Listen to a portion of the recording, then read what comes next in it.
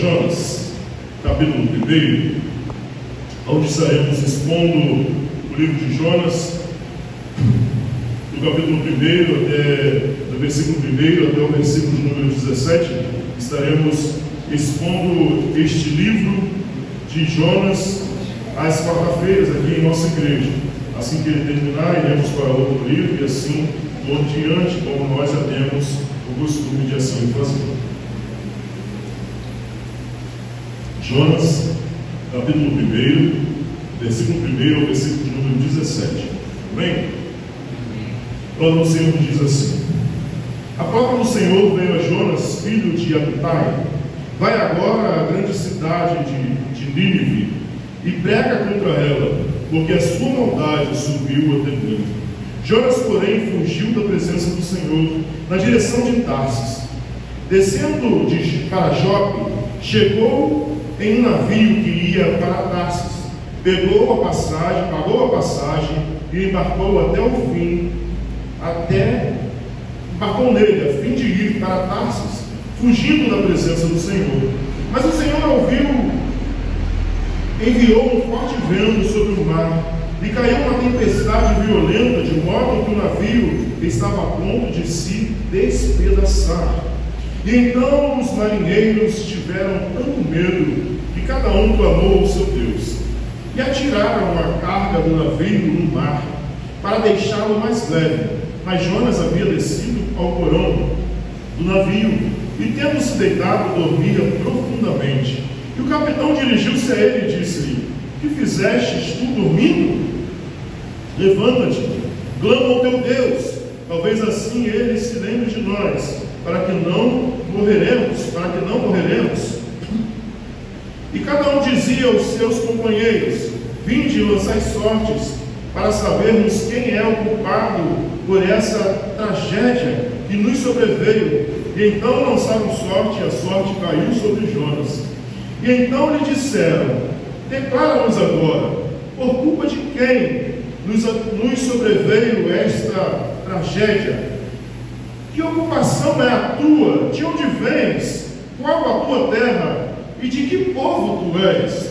E ele respondeu: eu sou hebreu, adorador do Senhor, o Deus do céu, que fez o mar e a terra seca. Então os homens ficaram com muito medo e disseram: que é isso que fizestes?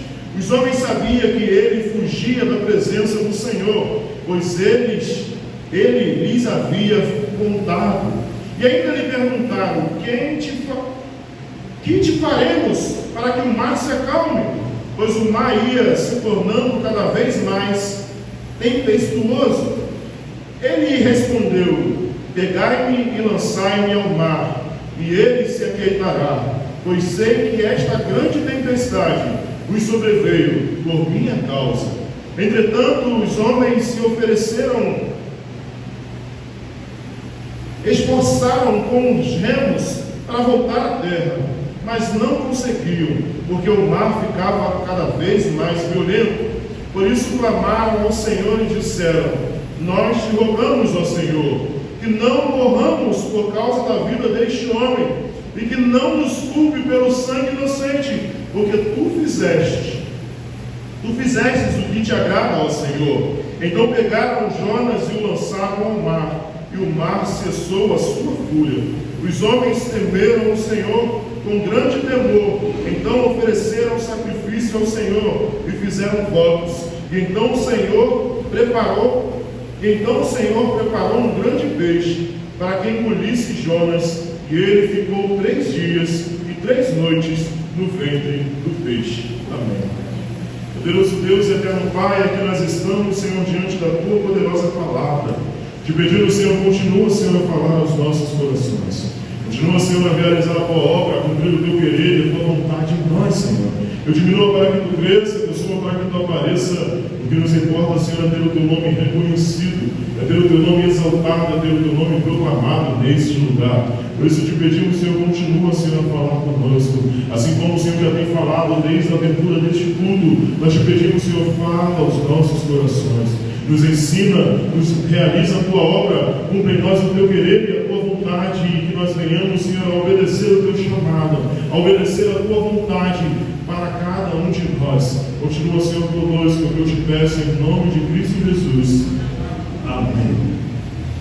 Queridos irmãos, esse texto de 1 Jonas, capítulo 1, é um texto muito conhecido. Aqueles que se converteram já desde pequeno, que participaram das escolas bíblicas, que participaram quando eram crianças, eram ensinados muito a respeito de Jonas, a respeito do profeta Jonas, aquele profeta que fugiu, que era medroso. Muitos vão dizer que ele era medroso, muitos vão dizer que ele era desobediente, muitas coisas vão dizer. Hoje muitas pessoas vão analisar esse texto, vão dizer que esse texto não é uma história verídica, vão dizer que esse texto é um texto fantasioso, devido às coisas que acontecem, devido Jonas ser engolido pelo grande peixe, devido muitas coisas que acontecerá nesse texto, que falará sobre esse texto. Só que nós não podemos olhar para esse texto como uma forma fantasiosa, pois esse texto é uma história verídica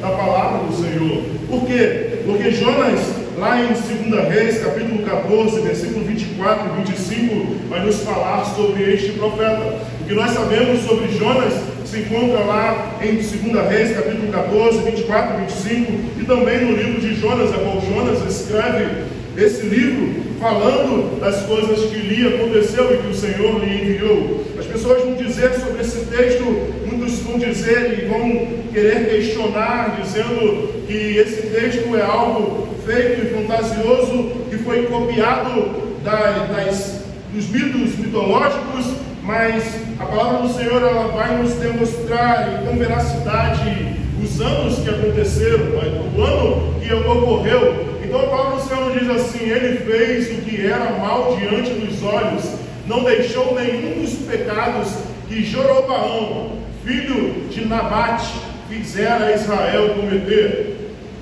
Jeroboão era o rei de Israel na época, e foi ele que restabeleceu o território de Israel, desde Lebo-Hatá até o mar da Araba, conforme o Senhor Deus de Israel havia falado por meio dos seus servos Jonas, filho do profeta Amitai, de Gatá-Efé. Então, o texto lá em 2 Reis, capítulo 14, vai nos dizer da onde é Jonas, de quem ele é filho e qual era o governante, o rei na época. Então, esse rei na época, volta por favor, desculpa. Esse rei na época, Jeroboão era um rei a qual ele conquistou os impérios, conquistou cidades para Israel, mas era um rei que se entregou à idolatria, se entregou a outros deuses, entregou a sua vida para outros deuses. Por isso o Senhor viu diante dele o seu pecado, e o Senhor também disse que iria fazer e resolver o que havia de ser feito. Jonas é um profeta, como já vimos, que estava no reinado de Jeroboão. Jonas era um homem chamado por Deus como profeta, como boca de Deus, mas Jonas foi enviado ao Senhor para ir em uma região, e ele disse sim ao Senhor, mas ele fez de forma diferente. Esse texto não pode ser mentira, porque a palavra do Senhor, o próprio Cristo Jesus, em Mateus capítulo 12, versículo 39 e 41, vai nos falar e vai dizer a respeito do livro de Jonas. Porque se esse texto se torna mentira, o Senhor Jesus Cristo mentiu ao anunciar e a proclamar sobre a revelação deste livro. Mateus capítulo 12, versículo 39 e 41. Jesus vai dizer a respeito de Jonas, quando o povo lhe pede um sinal. O povo pede a Cristo Jesus um sinal, mas ele vai dizer: mas ele lhes respondeu, uma geração mau e adúltera pede um milagre, mas nenhum milagre lhe será dado, senão a do profeta Jonas. Pois assim como Jonas esteve 3 dias e 3 noites no ventre do grande peixe, assim o Filho do Homem estará 3 dias e 3 noites no coração da terra. Os habitantes de Nínive se levantaram no juízo contra esta geração e a condenarão, pois se arrependeram com a pregação de Jonas. E aqui está quem é maior que Jonas. Jesus está dizendo: aqui está quem é maior que Jonas. Jesus está dizendo que a geração dos ninivitas se levantarão para julgar o povo de Israel. Jesus está dizendo que a geração e a condenará, pois arrependeram com a pregação de Jonas. Jesus está pregando para os fariseus, está pregando para os judeus, mas eles não creem na palavra, mas eles não se arrependem na palavra. Mas os ninivitas creram no Senhor e se arrependeram dos seus maus caminhos e entregaram as suas vidas a Cristo Jesus. Nínive era a capital da Síria, da Síria, aonde era uma grande cidade, uma cidade que para percorrer ela tem 53 quilômetros de distância. Então era uma grande cidade, ela era a capital da Síria. E então Jonas é enviado pelo Senhor a essa cidade. Também vimos Jesus falando em Mateus 16, capítulo 1, versículo 4. Mateus 16, versículo 1, capítulo 4 também, a respeito de Jonas. As pessoas querem negar a existência da história, da veracidade dessa história. Querem negar a existência do que aconteceu. A Bíblia vai nos dizer então: os fariseus e os saduceus aproximaram-se dele para colocá-lo à prova e pediram-lhe que lhe mostrasse algum sinal do céu. Mas eles lhe respondeu: ao cair da tarde, dizeis que fará tempo bom, porque o céu está avermelhado. E pela manhã, dizeis: hoje haverá tempestades, porque o céu está em um vermelho sombrio. Sabeis interpretar o aspecto do céu, e não podeis interpretar os sinais dos tempos? Uma geração má e adúltera pede um sinal, mas sinal algum lhe será dado, a não ser o sinal de Jonas. E deixando-os, retirou-se. Então, quando nós dizemos que este livro histórico é mentira, é fantasioso, nós estamos dizendo que Cristo Jesus é mentiroso. Quando nós cremos como cristãos em Cristo Jesus, que o livro de Jonas é uma história, uma fábula, nós estamos dizendo que Jesus é mentiroso, porque ele fala sobre esse texto, ele demonstra sobre esse texto, ele fala as coisas desse texto. Então nós precisamos crer na palavra do Senhor como ela é verdade. Já provamos e já vimos que Jonas existiu, que ele estava debaixo do reinado de Jeroboão, assim como Amós, assim como outros profetas também estavam debaixo deste reinado. Também vimos Jesus anunciando e dizendo a respeito deste livro histórico, dessa verdadeira palavra do Senhor que aconteceu. Então, o texto começa nos dizendo: a palavra do Senhor veio a Jonas, filho de Amitai. A palavra do Senhor veio a Jonas, filho de Amitai. O interessante do livro de Jonas é que este livro vai mostrar o Senhor falando. Muitos livros dos profetas vai mostrar o Senhor falando através do profeta para o povo. Nesse livro de Jonas nós vamos ver Deus falando ao profeta. Nós vamos ver Deus trabalhando na vida do profeta. Vamos ver Deus trabalhando na vida de Jonas. Então o texto vai nos dizer que a palavra do Senhor veio a Jonas, filho de Amitai. Vai agora à grande cidade de Nínive e pregue contra ela, porque a sua maldade subiu até mim. O Senhor vai dizer, Jonas está escrevendo e dizendo que o Senhor falou para ele: vai agora à grande cidade de Nínive e prega contra ela, porque a sua maldade subiu até mim. O Senhor recebeu a maldade daquela cidade. O Senhor contemplou e recebeu a maldade daquela cidade e subiu até ele. por isso o Senhor manda Jonas ir àquele lugar, pregar contra aquela cidade.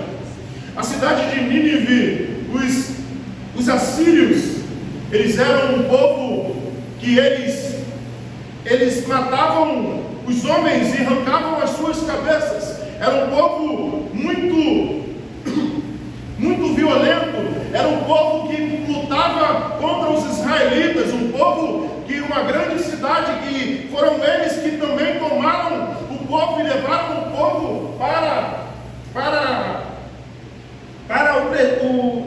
para o período de exílio. Então, o povo de Israel tinha uma aversão aos ninivitas, aos assírios, mas o Senhor disse: vai agora à grande cidade de Nínive e prega contra ela, porque a sua maldade subiu até mim.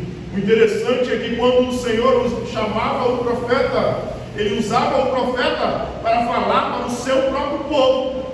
O Senhor sempre em sua palavra vai chamar o profeta para corrigir o seu povo, para corrigir aqueles que ele chamou. Mas neste período, nesse texto, o Senhor está chamando Jonas para algo diferente. O Senhor está chamando Jonas para ir pregar para os seus inimigos. O Senhor está chamando Jonas para ir pregar para o povo que era contra os israelitas. O Senhor está chamando Jonas para pregar a palavra para aqueles perseguidores do povo de Deus. O Senhor está chamando Jonas para ir pregar contra a cidade de Nínive. E pense você agora, se coloque no lugar do profeta Jonas. Já pensou Deus te chamar e falar para você assim: olha, vai pregar lá no Ramás,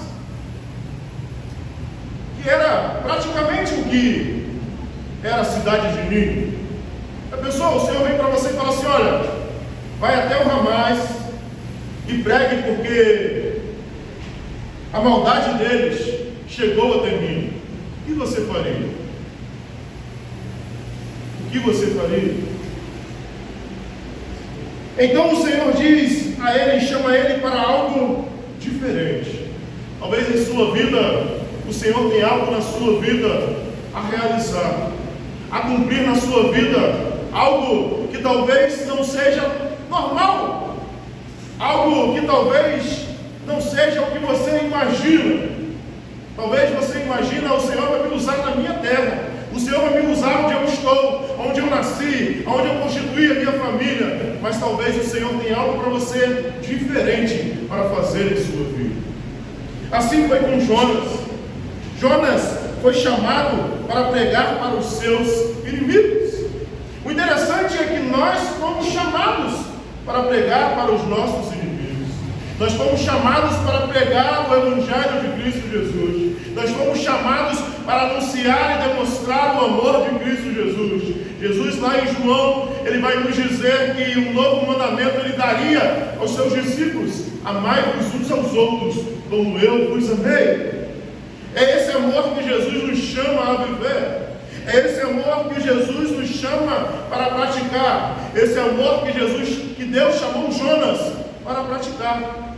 Jesus chamou Jonas para pregar contra aquela cidade.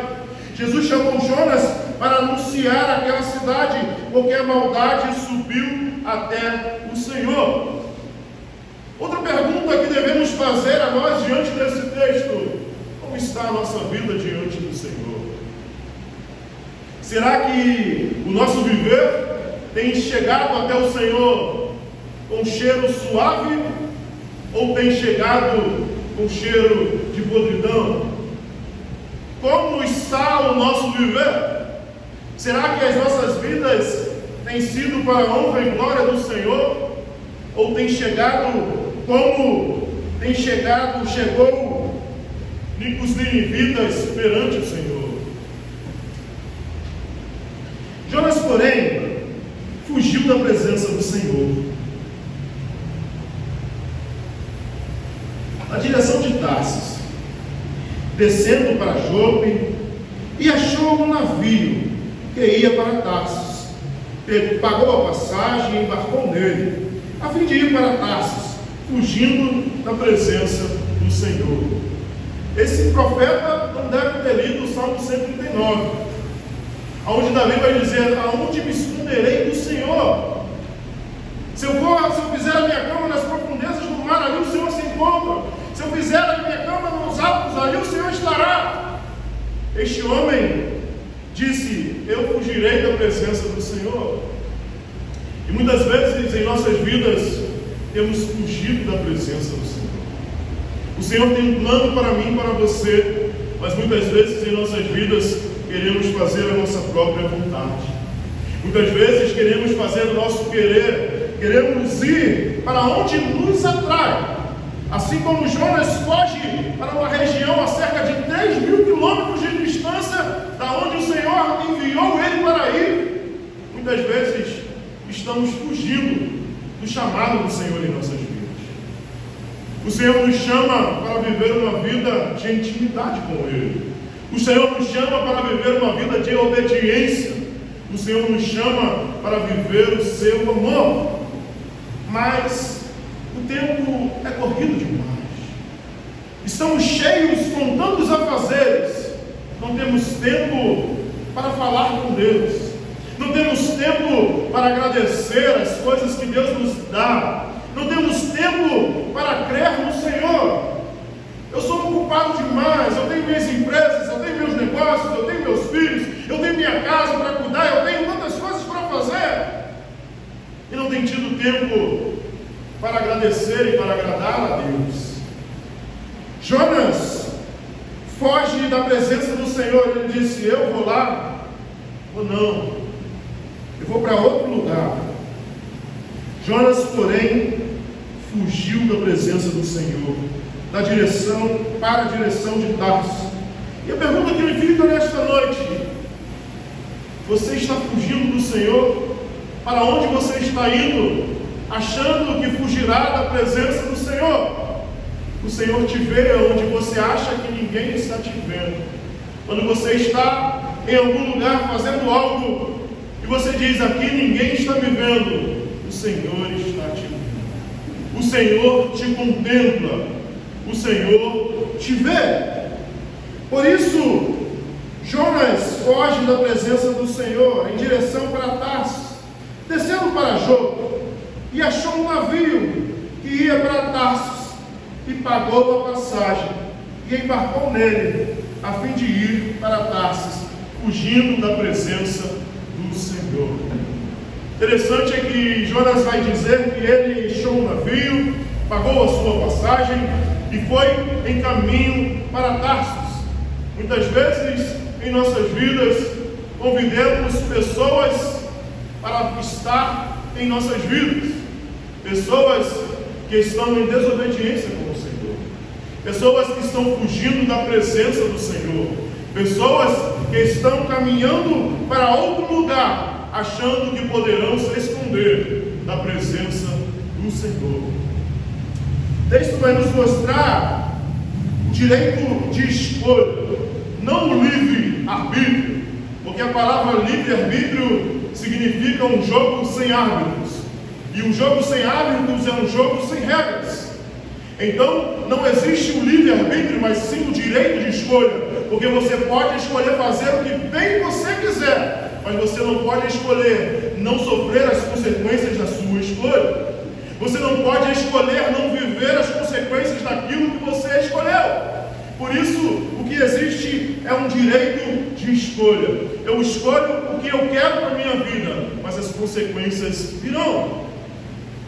As consequências da minha escolha virão. E veremos nesse texto que não somente sofre aquele que está em desobediência, mas sofre aqueles que estão junto com você, aqueles que estão junto da sua casa, aqueles que estão dentro da sua família, aqueles que estão na sua roda de amizade e aqueles que estão com você. Vamos ver nesse texto que o dono do navio, aqueles que estavam no navio, não tinha nada a ver com Jonas, mas eles passaram por atribulação. Eles passaram por dificuldades na sua caminhada. Então, mas o Senhor enviou um forte vento sobre o mar, e caiu uma tempestade violenta, de modo que o navio estava a ponto de se despedaçar. O Senhor envia um grande vento, um forte vento sobre o mar, e caiu uma tempestade violenta, de modo que o navio estava a ponto de se despedaçar. Você pode até tentar fugir da presença do Senhor, você pode até decidir fazer o que você quer da sua vida, mas o Senhor irá te encontrar, o Senhor irá te achar. Talvez você esteja aqui e você não sabe porque você tem passado por tão grandes atribulações, tão grandes problemas em sua vida. Talvez você esteja fugindo da vontade do Senhor em sua vida. Talvez o Senhor te chamou para uma grande obra, te chamou para fazer a vontade dEle, e você está indo em direção contrária ao que o Senhor tem para a sua vida. Talvez você está indo na contramão da vontade do Senhor. E o Senhor envia um forte vento sobre o mar, e caiu uma tempestade violenta, de modo que o navio estava a ponto de se despedaçar. Tão forte era a tempestade que o navio estava a ponto de se quebrar, estava a ponto de afundar, estava a ponto de ser destruído. Quando nós desobedecemos o Senhor, as atribulações se levantam sobre as nossas vidas, a ponto de se despedaçar. Então os marinheiros tiveram tanto medo que cada um clamou o seu Deus, e atiraram a carga no mar para deixá-lo mais leve. Mas Jonas havia descido ao porão do navio, e tendo-se deitado, dormia profundamente.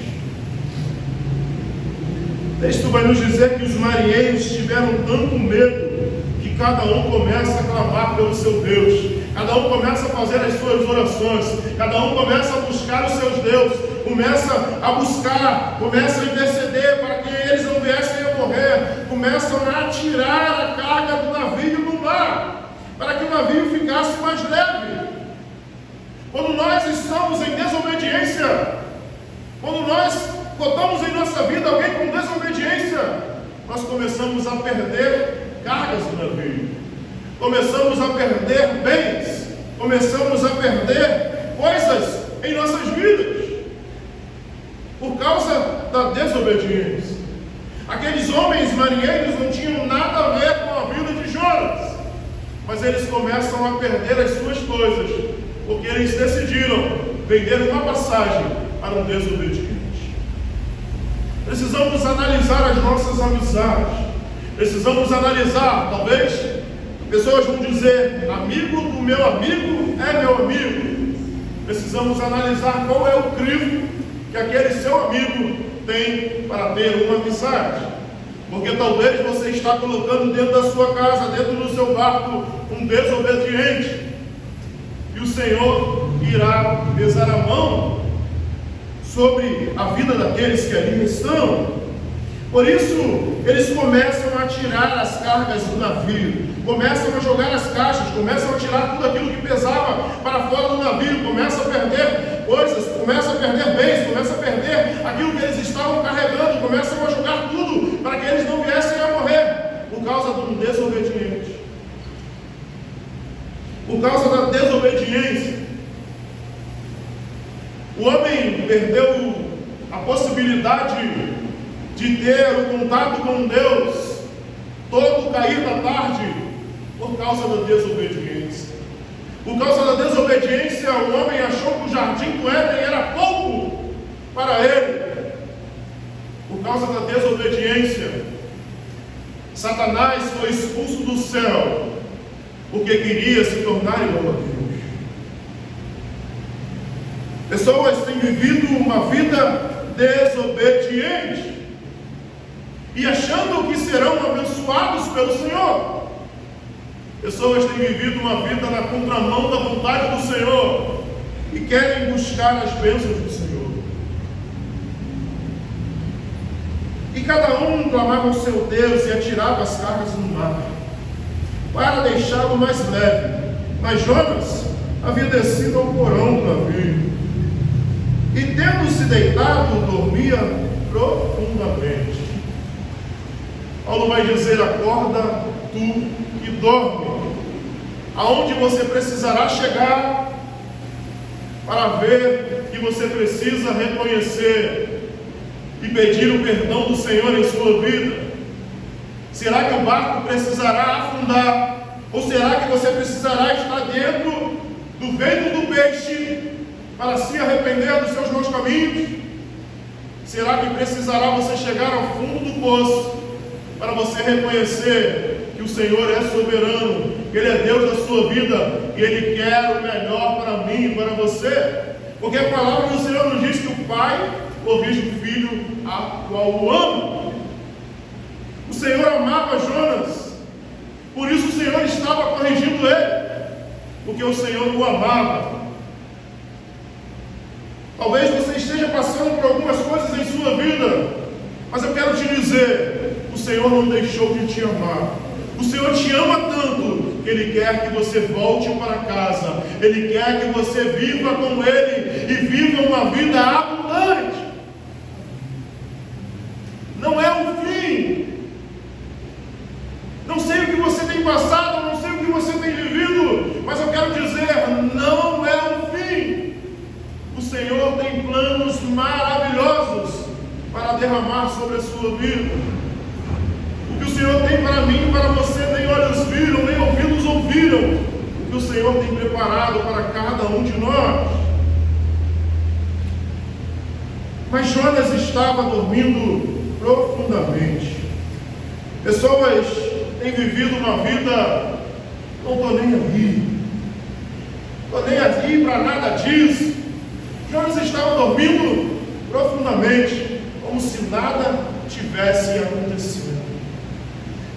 Pessoas têm feito vista grossa para certas coisas e vivido a vida achando é normal, mas não querem se arrepender, não querem obedecer, não querem reconhecer verdadeiramente o Senhor.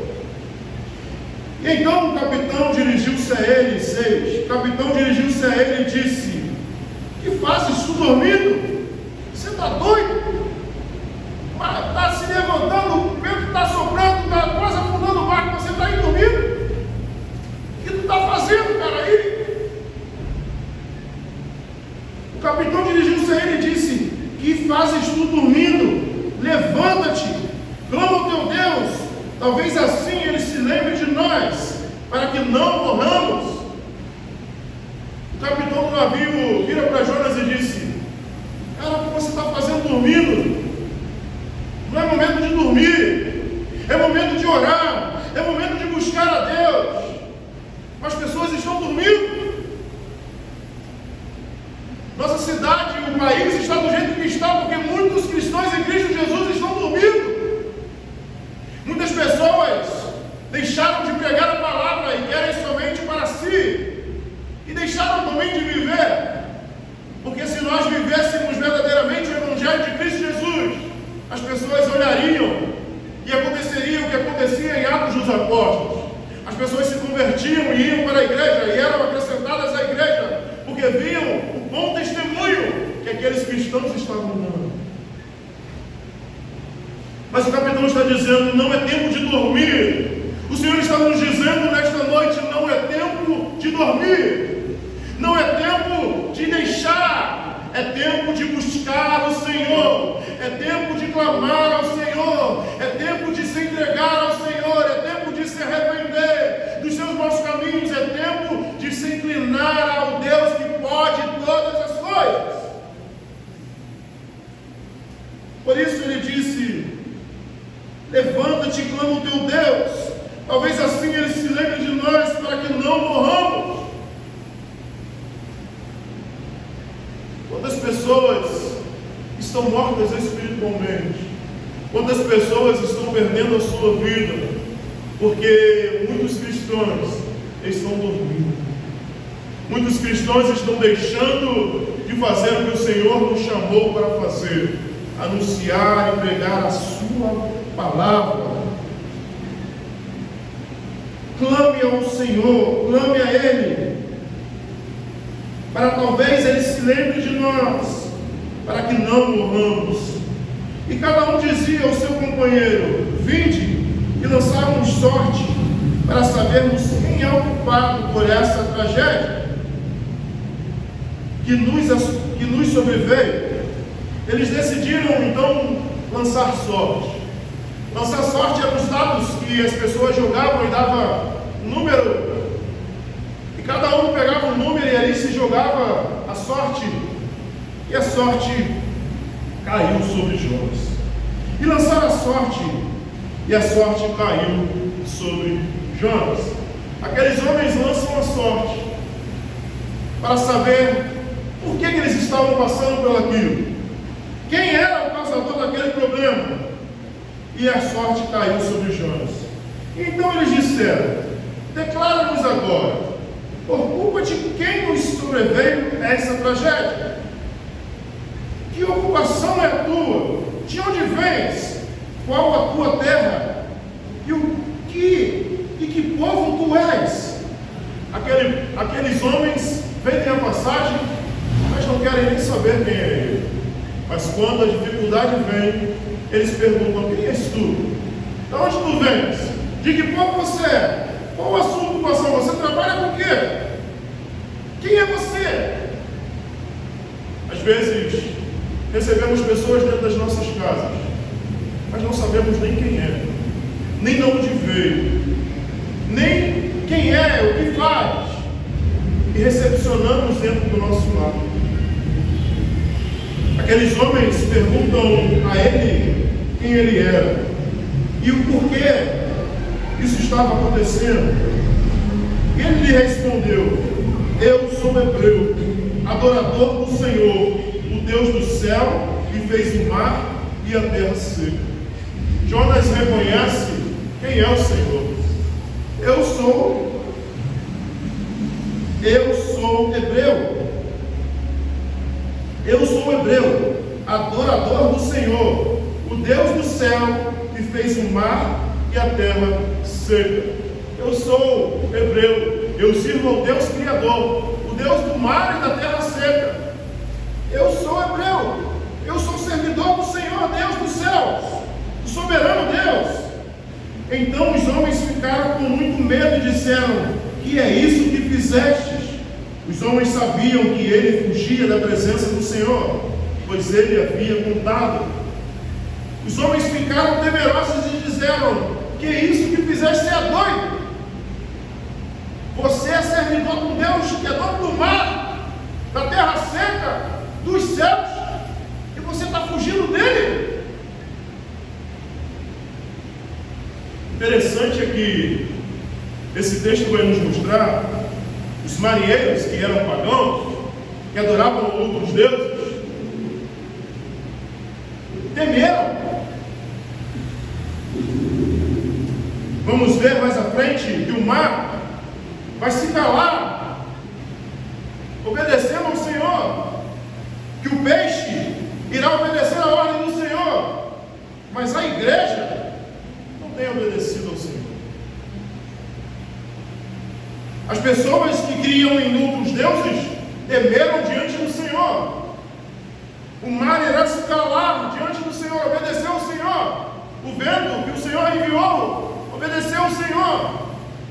Mas o profeta, aquele que se dizia servo de Cristo, servo do Senhor, desobedece a Deus. E muitas vezes isso não é diferente em nosso meio. Muitas pessoas têm desacreditado e desobedecido ao Senhor. Pessoas temem o inferno, os demônios temem e tremem diante do Senhor, mas as pessoas vivem uma vida sem medo, vivem uma vida enfurnada no pecado, sem medo do amanhã, e ainda querem culpar Deus quando o mar se levanta. Ainda querem dizer para o Senhor: Senhor, o porquê o Senhor deixou isso acontecer na minha vida? Olhe para dentro de você. Olhe para as suas atitudes, para a sua vida. Será que você está vivendo verdadeiramente conforme a vontade do Senhor e o chamado do Senhor para mim e a sua vida? Eles temeram e disseram: que isso que fizestes?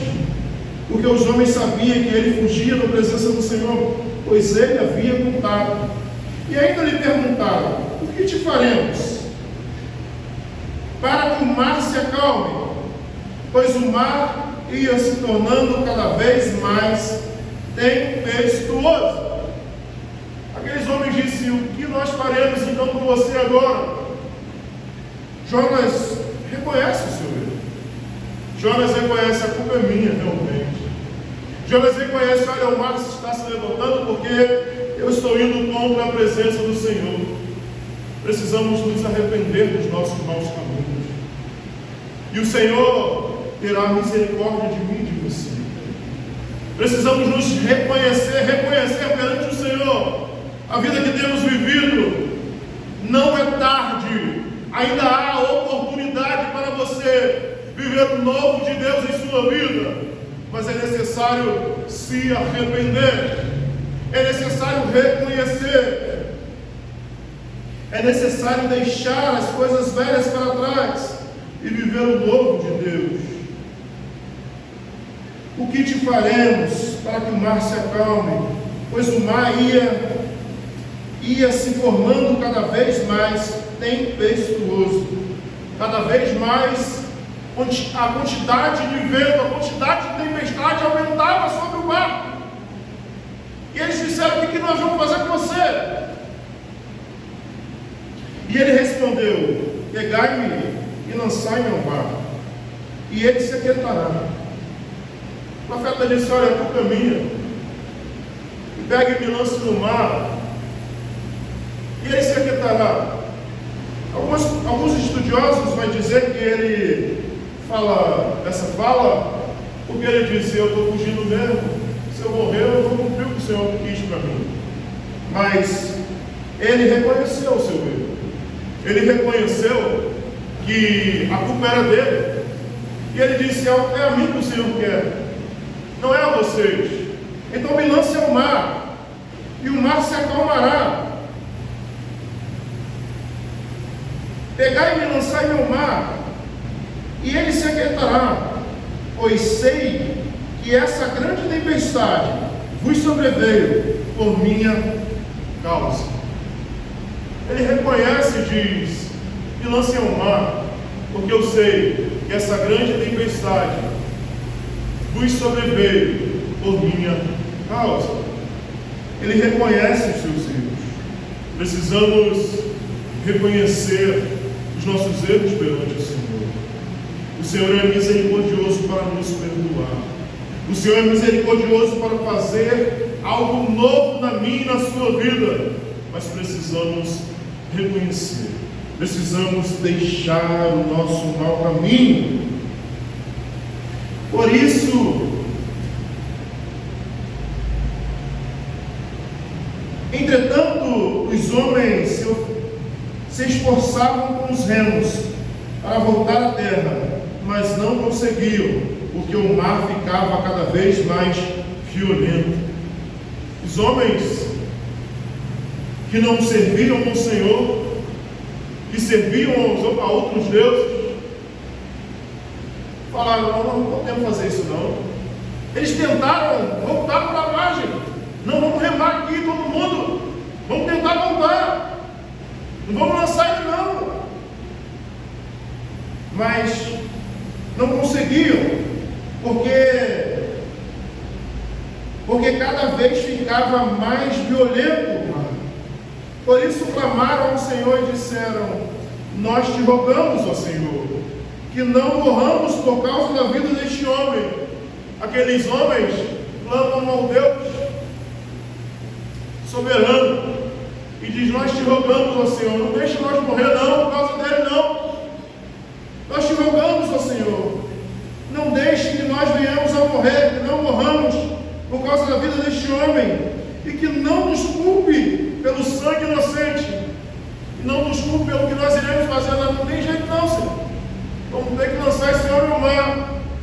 Mas não nos culpe, Senhor, por isso. Perdoa-nos, Senhor. E o que não nos culpe pelo sangue inocente, porque Tu fizeste o que Te agrada, ó Senhor. Eles reconhecem a soberania de Deus. Eles reconhecem que é Deus quem tem todo o poder, toda a autoridade. Eles reconhecem que o Senhor é poderoso. Por isso ele diz, porque Tu fizestes o que te agrada, ó Senhor. Tu és soberano, Senhor, eles reconhecem. E então pegaram Jonas e o lançaram ao mar, e o mar cessou a sua fúria. No exato momento que eles lançam Jonas ao mar, o mar cessa a sua fúria. E os homens temeram o Senhor com grande temor, e então ofereceram sacrifício ao Senhor, e fizeram votos. Então aqueles homens se converteram ao Senhor, fizeram votos ao Senhor, temeram ao Senhor, e ofereceram sacrifício ao Senhor, agradeceram ao Senhor.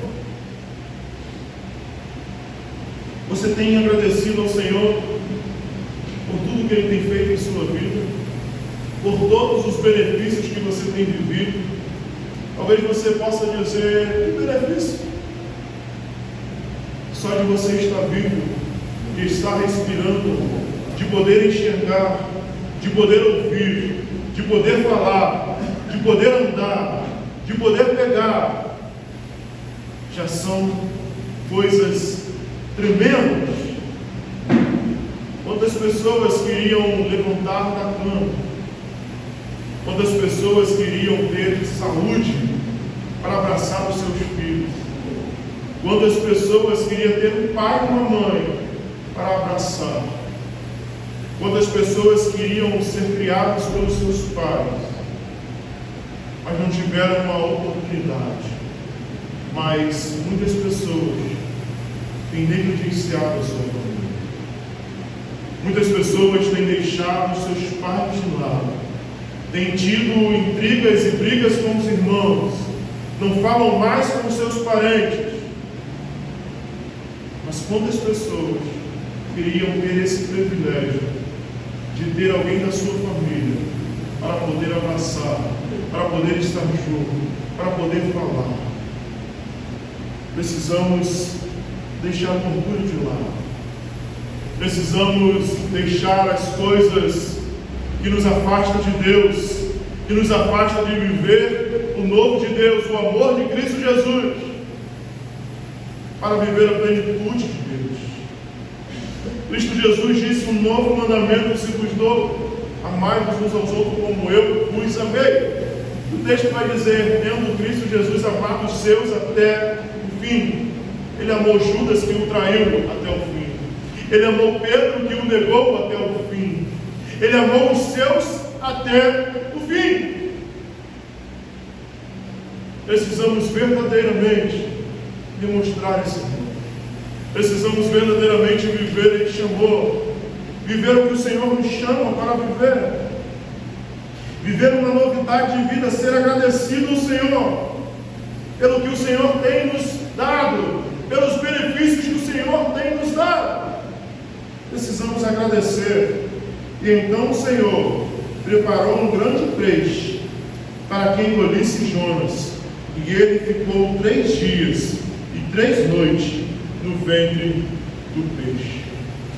O Senhor ainda agiu de misericórdia, não deixou que Jonas morresse afogado, mas enviou um peixe para engolir Jonas. Esse Deus misericordioso está aqui neste lugar. Esse Deus misericordioso que entregou o seu Filho na cruz do Calvário por mim e por você, está aqui neste lugar, e Ele quer mudar a sua vida. Ele quer transformar o seu viver. Ele quer fazer com que você viva uma vida abundante, mas é necessário se arrepender. É necessário deixar as coisas que te aprisionam para trás. É necessário deixar aquilo que tem poluído o seu interior para agradar ao Senhor. É necessário viver a vontade do Senhor para a minha e a sua vida. Aonde você pretende chegar com essa desobediência? Aonde você pretende chegar vivendo a sua vontade, o seu eu? Aonde você precisará parar para reconhecer que todo sustento vem do Senhor, que é Ele quem te guarda, é Ele quem te dá, é Ele quem te livra, é Ele quem te dá todas as coisas, é Ele que é soberano sobre todos e todas. Aonde você precisará chegar para reconhecer a soberania de Deus em sua vida? Aonde você vai precisar estar para reconhecer Deus em sua vida? Será que precisará ser lançado ao mar? Será que precisará o vento se levantar contra a sua vida e o barco quase afundar? Ou será que precisará você ser engolido pelo grande peixe para reconhecer a soberania de Deus em sua vida? O Senhor requer obediência, assim como eu e você requeremos dos nossos filhos. Obediência é o que o Senhor requer de nós, que nós venhamos ser obedientes a Ele, obedientes à sua palavra, obedientes ao seu chamado e à sua vontade para as nossas vidas. O Senhor quer e está aqui para sarar as suas feridas. O Senhor está aqui para te dar uma nova vida, para você viver o novo dele. Deixe de ser desobediente. Sirva ao Senhor, entregue o seu caminho ao Senhor, confia nele, e o mais Ele fará na minha e na sua vida. Não deixe um momento ruim se levantar contra a sua vida para você reconhecer quem é Deus em sua vida. Não deixe de viver a vontade do Senhor para viver o seu eu, para viver para si, para viver o que você acha que é melhor para você. Deixe quem conhece o seu amanhã te guiar. Deixe quem conhece o que Ele tem para você te levar a viver uma vida abundante. Por isso, o Senhor tem algo novo para te preparar. Não deixe para amanhã, pois o Senhor te chama para viver o novo dele hoje. Poderoso Deus e eterno Pai,